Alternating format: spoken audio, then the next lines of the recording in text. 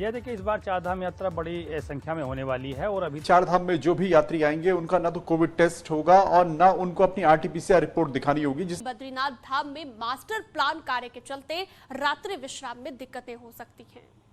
नर्मदे हर मैं चाहता था कि मैं अच्छे ढंग से बताऊं कि मैं कहाँ जा रहा हूँ और चारधाम के लिए निकला नहीं निकला, पर उससे पहले कि मैं मेरठ भी क्रॉस करता बाइक का करंट ही गायब हो गया। प्लान ये था कि मैं सुबह 6 बजे पहुँचूँ ऋषिकेश और वहाँ पे ज़्यादा टाइम वेस्ट ना करते हुए जितना भी जल्दी काम है उतना निपटा के और फिर यमुनोत्री निकलूँ। यमुनोत्री में जाके उसके बाद वहाँ पे क्या है, क्या इन्वायरमेंट चल रहा है, अभी चारधाम का क्या स्टेटस है।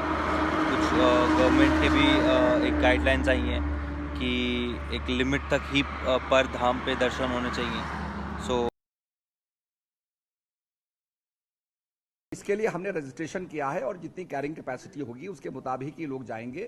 हम ये चाहते हैं कि यात्रा सरल और सुगम हो, उसकी तैयारियां हैं और आप देखेंगे कि इस समय नीचे गर्मी पड़ रही है तो यात्री पहाड़ की तरफ रुख कर रहा है। और निश्चित रूप में हमने जो हमारे मंदिर हैं, शैव मंदिर, शाक्त मंदिर और हमारे वैष्णव मंदिर हैं, उनको भी हमने डाइवर्सिफाई किया है।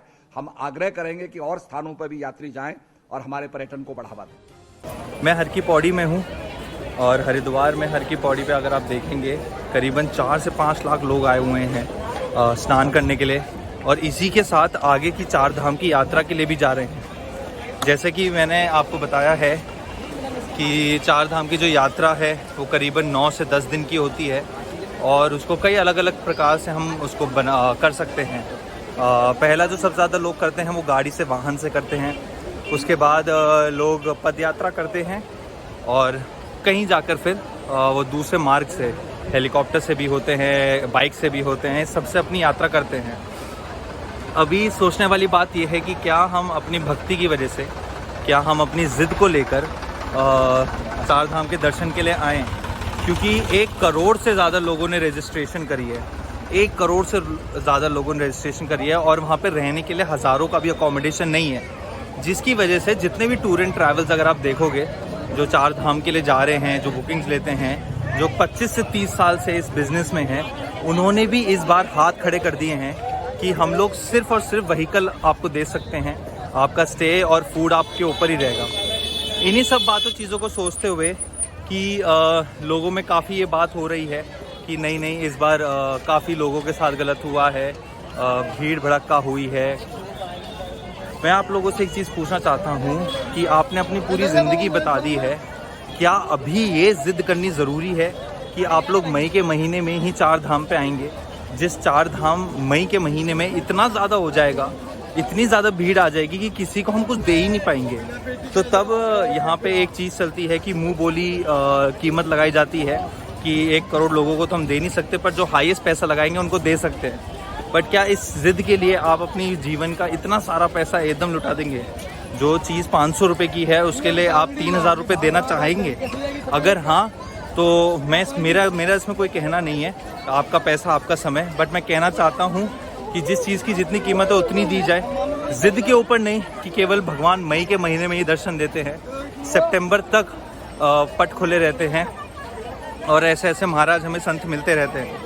हरिओम महाराज, हरिओम महाराज, हरिओम।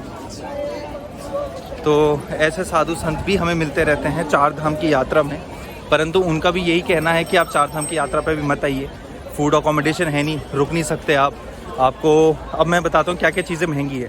पहला जो कमरा 2000 रुपये का था, अब वो 8000 रुपये का है। पर बेड 2000 रुपये ले रहे हैं। पानी की बोतल 80 रुपये की हो गई है। इन्हीं भीड़ों को देखने के बाद ये डेट्स रखे गए हैं। मई का जून का एक ऐसा महीना है जब जिन लोगों ने रजिस्ट्रेशन करी है वो लोग अपने दर्शन करके चले जाएंगे। मौसम ठंडा हो जाएगा। काफ़ी लोगों का जो मध्य भारत है उसमें आषाढ़ शुरू हो जाती है और फिर उसके बाद साउथ की तरफ चलते चले जाओगे तो 15-15 दिन बाद सावन आना शुरू हो जाता है। तो जिसके चलते लोग अपनी बाकी पूजा पाठ और रिचुअल में लग जाते हैं और चारधाम में फिर वो आगे डिले कर देते हैं। इसी चीज़ का ही हम फ़ायदा उठाएंगे कि पहले जितने लोग जा रहे हैं उन्हें जाने दीजिए। 2 साल से उत्तराखंड के लोगों को टूरिज़्म के नाम पे भी कुछ नहीं मिला, उनकी भी भूख मर जाएगी 1 महीने का सारा ट्रैवल करके। और फिर जून महीने में तरीके से शांतिपूर्वक हम अपनी आध्यात्मिक 4 धाम करेंगे, जहाँ पे हम उपनिषद पढ़ेंगे, पुराण पढ़ेंगे, रात को नक्षत्र देखेंगे। ये सब चीज़ें अभी नहीं कर पाओगे आप। अभी से ही केदार बाबा पे रात के 2 बजे से लाइन लग रही है सुबह की 9 बजे की आरती के लिए। करीबन 35 लाख लोग एक साथ आरती अटेंड करेंगे। आपको लगता है कि वो 35 लाख लोग बिल्कुल शिवलिंग पे ही जल चढ़ाएंगे? केदार बाबा पे पाइप लगा दिए कि बाहर से जल डालो अंदर जल जाएगा। बद्रीनाथ पे इतनी ज़्यादा भीड़ हो गई है कि बाबा के टेलीविज़न लाइव आरती करी जा रही है कि बाहर एक स्क्रीन लगा देंगे और वो आरती आप देख सकोगे। तो अब आप लोग खुद डिसाइड कर लो कि आप लोगों को इतने रश में जाना है या फिर आप लोग आराम से जाना चाहते हो। आप लोग न्यूज़ में भी देख सकते हो, अपने न्यूज़ चैनल पे आप लगा के देखिए। मई स्टार्ट हो चुका है और जैसे जैसे अब पट खुलने की जो दरवाजे हैं, तो पट खुलने वाले हैं चारों धाम के। जैसे जैसे वो दिन आगे बढ़ रहा है वैसी वैसी न्यूज़ में ज़्यादा न्यूज़ आ रही हैं कि गवर्नमेंट ने नई गाइडलाइंस लगाई हैं और उस गाइडलाइंस के थ्रू उन्होंने रखा है कि मिनिमम इतने लोग जाएंगे धाम पे, कितने लोग मिनिमम है जो उस घाटी पे निकलेंगे, उस हाईवे पे निकलेंगे। एंड इसी चक्कर में बहुत ज़्यादा क्लस्टर हो रहा है। जी देखिए, इस बार 4 धाम यात्रा बड़ी संख्या में होने वाली है और अभी तक जो जानकारी मिली है तकरीबन 1.5 लाख से ज़्यादा लोगों ने पोर्टल पर रजिस्ट्रेशन कर दिए हैं और जिस तरह से लगातार यात्रियों की संख्या बढ़ रही है उससे जाहिर हो रहा है कि संख्या बहुत ज़्यादा हो सकती है। देश बिल्कुल कंचन, सबसे अहम बात यही है कि 4 धाम में जो भी यात्री आएंगे उनका ना तो कोविड टेस्ट होगा और ना उनको अपनी RT-PCR रिपोर्ट दिखानी होगी। जिस तरीके से तमाम राज्यों में अभी से कुछ महीनों पहले तक, अभी भी कई राज्यों में यह व्यवस्था है कि आपको RT-PCR रिपोर्ट 72 घंटे पहले की आपकी नेगेटिव होनी चाहिए, तभी आपको एंट्री मिलेगी। लेकिन 4 धाम यात्रा को लेकर सरकार ने बिल्कुल स्पष्ट कर दिया है कि ऐसा कोई भी काम नहीं होगा। आप आराम से उत्तराखंड आ सकते हैं, 4 धाम में की यात्रा में आ सकते हैं। अगर आप 4 धाम यात्रा के दौरान बद्रीनाथ धाम में रात में रुकने का मन बना रहे हैं तो ये खबर आपके लिए है, क्योंकि बद्रीनाथ धाम में मास्टर प्लान कार्य के चलते रात्रि विश्राम में दिक्कतें हो सकती हैं। 8 मई को बद्रीनाथ धाम के कपाट खुलने जा रहे हैं और माना जा रहा है कि इस बार की यात्रा में रिकॉर्ड श्रद्धालु आएंगे। लेकिन इस साल बद्रीनाथ धाम में श्रद्धालुओं को रात में रुकने में दिक्कतें आ सकती हैं, क्योंकि मास्टर प्लान के तहत बन रहे बद्री धाम में कई सरकारी भवनों के साथ धर्मशालाओं को तोड़ दिया गया है।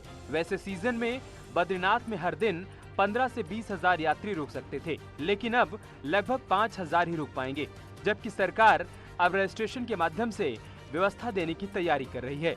तो इन चीज़ों को अवॉइड करने के लिए आपको बस 1 महीना आगे बढ़ाना होगा अपनी यात्रा, क्योंकि हम हर चीज़ पहले से बुक करके चलते हैं। जो मैंने मई में बुक करी थी वही चीज़ मैंने जून में है। कोई आइटनरी में चेंज नहीं आया है, कोई नंबर ऑफ डेज में चेंज नहीं आया है, जहाँ पे हम स्टे करेंगे उसमें कोई चेंज नहीं आया है।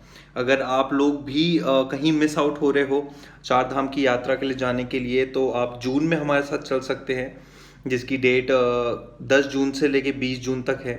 और दूसरी डेट हमने निकाली है वो है 25 जून से लेके 5 जुलाई तक, जिसमें हमें यात्रा करेंगे।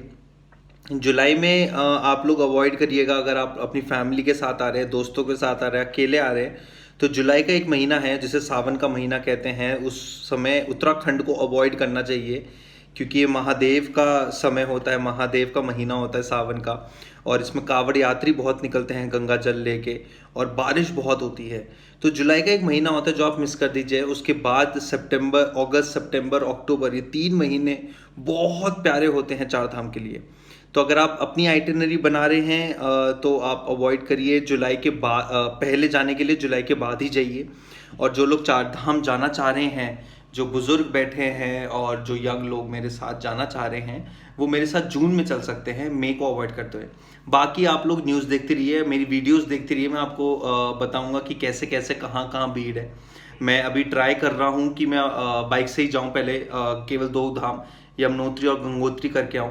उस हिसाब से हमें पता चलेगा कि क्या दुर्दशा हुई थी वहाँ पे, क्या दुर्दशा हो रही है लोगों को लेकर, क्या क्या दिक्कतें होने आ रही हैं, किन किन दिक्कतों का ध्यान रखना है, और वो हो सकेगा तो मैं आपको दिखाऊंगा। तो आप प्लीज़ मेरी वीडियोस देखते दीजिए, लाइक कर दीजिए और सब्सक्राइब और बेल बटन ज़रूर दबाइए, जिससे आपको तुरंत पता चले कि मैंने नई वीडियो डाली है किसी धाम की, और आपको लेट ना पता चले इस चीज़ के बारे में। नर्मदे हर।